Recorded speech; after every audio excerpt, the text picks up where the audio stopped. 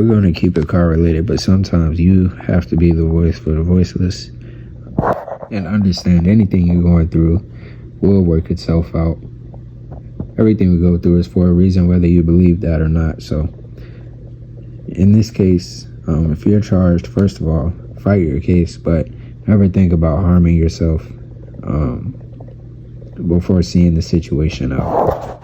But after New thoroughly examined evidence, surveillance, and all the available footage, Kyren Lacy was proven to be over 70 yards behind the incident, had nothing to do with the incident, and with further body cam footage, witnesses were pretty much told what to say rather than be able to say what they saw.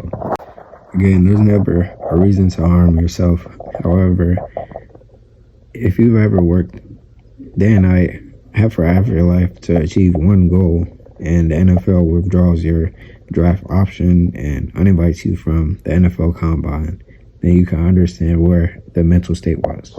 He was charged with negligent homicide, felony hit and run with death, and reckless operation of a vehicle, which ranges in time, which the maximum being obviously life in jail.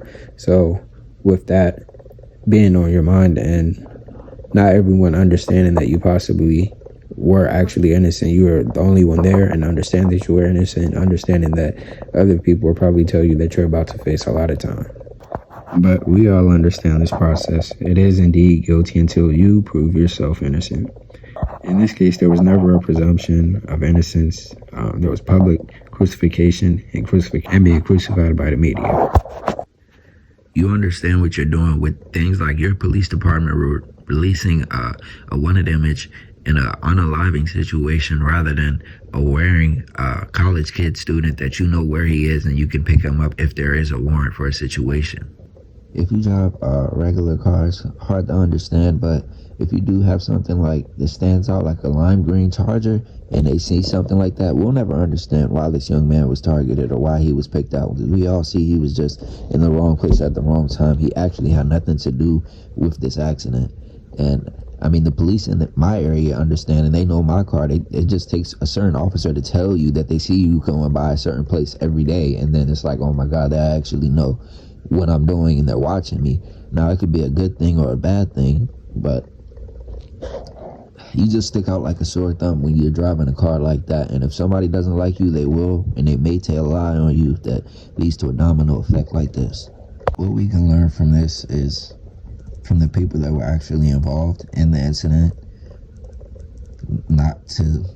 try not to speed, to wear our seatbelts, and to drive as safe as possible. From the witness that was influenced, we respect the fact that you did not sign a report that you did not agree with. By the officer that lied, you do deserve jail time, and that's not just for me. That's anybody with any kind of morals and ethics and understanding that your lie led to somebody's offing themselves. You do deserve jail time for this situation. And to the young man that took his own life, understand that things always work themselves out, and there's no reason to harm yourself, even if it all looks dark and it looks like there's absolutely no way out. Because trust me, we've been there, or I've been there personally, so I can tell you from my experience, it will work itself out. At the end of the day, one's lies and deceit led to a terrible domino effect, which led to the loss of life. And I'm nothing but a couple years older than the kid, but it's a kid to me, because if you're a young man out here and you're struggling, or you just need someone to talk to before you think about harming yourself, you can talk to me. I'll be here for you.